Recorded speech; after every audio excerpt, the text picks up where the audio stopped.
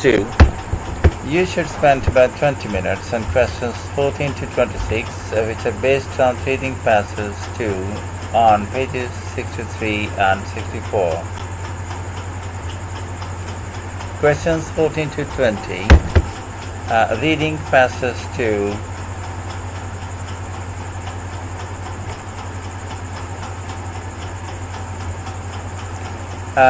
The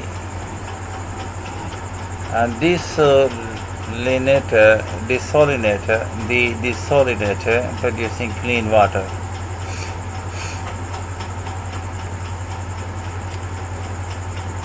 Section A. Traveling around Thailand in the 1990s, William Jason was impressed with the basic rooftop solar heating systems that were on many houses, where energy from the sun was absorbed by a plate and then used to heat water for domestic use. 2 decades later, Jason developed that basic idea he saw in the Southeast Asia into a portable device that uses the power from the sun to purify water. The desalinator operates as a mobile desalination unit that can take water from different places, such as the sea, rivers, boreholes, and rain, and purify it for human consumption.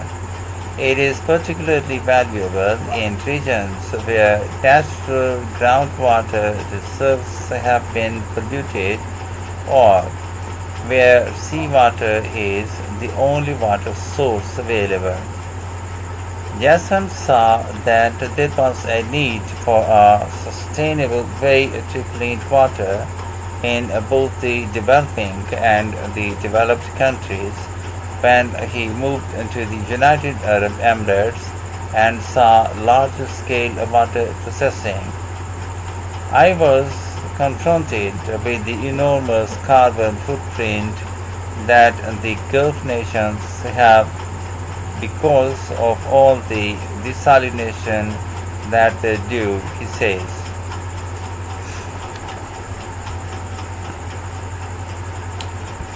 Section C. The desalinator can produce 15 liters of drinking water per day, enough to sustain a family for cooking and drinking. Its main selling point is that unlike standard desalination techniques, it doesn't require a generated power supply, just sunlight. It measures 120 cm by 90 cm and is easy to transport thanks to its 2 wheels. Water enters through a pipe and flows as a thin film between a sheet of double glazing and the surface of a solar panel, where it is heated by the sun. The warm water flows into a small boiler heated by a solar-powered battery, where it is converted to steam. When the steam cools, it becomes distilled water. The device has a very simple filter to trap particles, and this can easily be shaken to remove them. There are 2 tubes for liquid coming out, one for the water, salt from seawater, fluoride, etc., and another for the distilled water. The performance of the unit is shown on an LCD screen and transmitted to the company, which provides servicing when necessary. A recent analysis found that at least two-thirds of the world's population lives with severe water scarcity for at least a month every year. Jason says that by 2030, half of the world's population will be living with water stress where the demand exceeds the supply over a certain period of time. It is really important that a sustainable solution is brought into the market that is able to help these people, he says. Many countries don't have the money for desalination plants, which are very expensive to build. They don't have the money to operate them. They are very maintenance intensive, and they don't have the money to buy the diesel to turn the desalination plants, and so it is a really bad situation. The device is aimed at a wide variety of users, from homeowners in the developing world who do not have a constant supply of water to people living off the grid in rural parts of the United States. The first commercial version of the desolidator are expected to be in operation in India early next year after field tests are carried out. The market for the self-sufficient devices in developing countries is twofold: those who cannot afford the money for the device outright and to pay in through microfinance, and middle-income homes that can lease their own equipment. People in India don't pay for a fridge outright. They pay for it over 6 months. They would put the desalinator on their roof and hook it up into their municipal supply, and they would get very reliable drinking water on a daily basis. Jason says in the developed world it is aimed at niche markets where tap water is unavailable for camping on boats or for the military, for instance. Prices will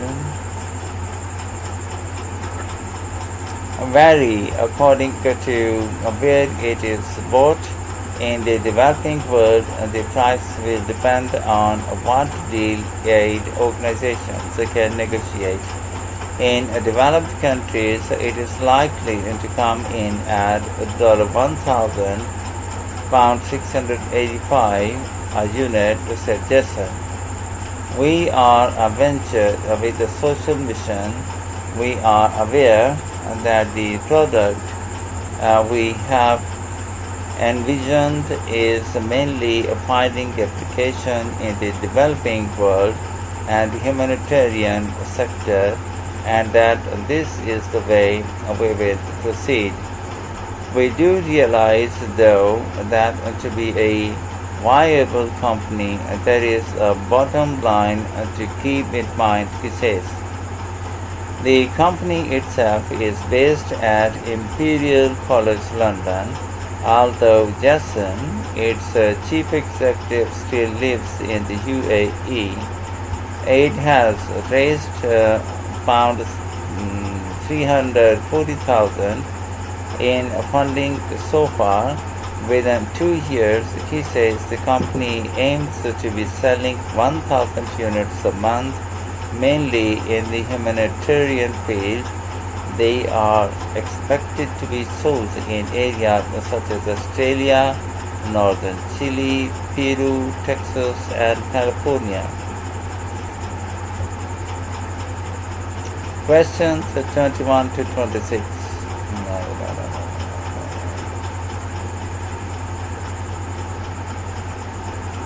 Reading passage 3, questions 14 to 20.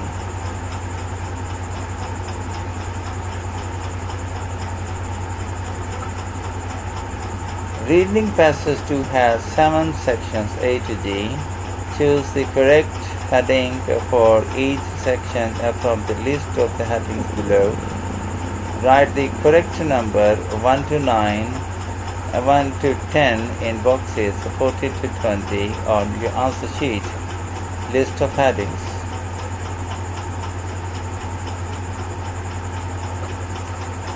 Section A. From initial inspiration until new product. 3. Section B.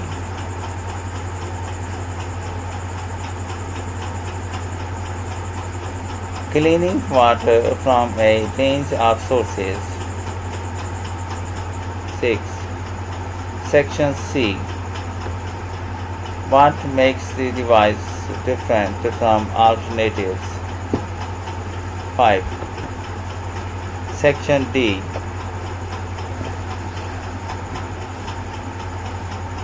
The number of people affected by water shortages. Section E. The range of potential customers for the device.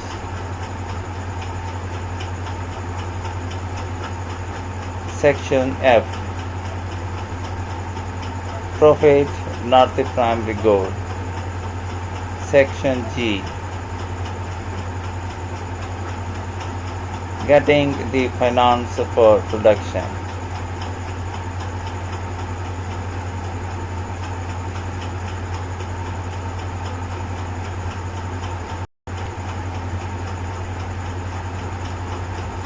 Questions 21 to 26. Complete the summary below. Choose one word only from the passage for each answer. Write your answers in boxes 21 to 26 on your answer sheet. How the desalinator works. The energy required to operate the desalinator comes from sunlight. The device can be used in different applications as it has wheels. Water is fed into a pipe and a film of water flows over a solar panel. The water then enters a boiler where it turns into steam. Any particles in the water are caught in a filter. The purified water comes out through one tube and all types of waste comes out through another. Our screen displays the performance of the device and transmits the information to the company so that they know when the desalinator requires servicing.